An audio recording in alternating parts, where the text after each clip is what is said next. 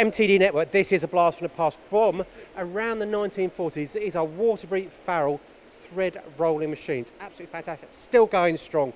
So what you're doing is essentially loading your parts up in a big bucket of parts up in the hopper there. That then sorts them, so the actual part will come through in the right direction. Now that will run, so that's your blank cold forged piece of material there. That will run down here, and you can see probably some of the screws, little fasteners in there. Then this finger will be popping backwards and forwards to put them into the dies here, and you can see the threads there, the dies of threads. Now this will do M4 to M10, so different, quite a lot of variance there. But what will happen is these threads will then, well, these die will then make threads such as that one there. You can see that.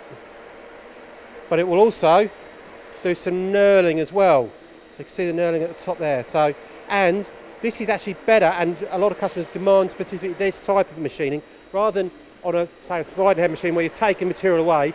This is, because it's cold forming it, it's actually stronger, so much better for customer requirements. And there you go, and these are popping out every second, so really quick. A great blast from the past from around the 1940s, Waterbury Farrell thread roller machine.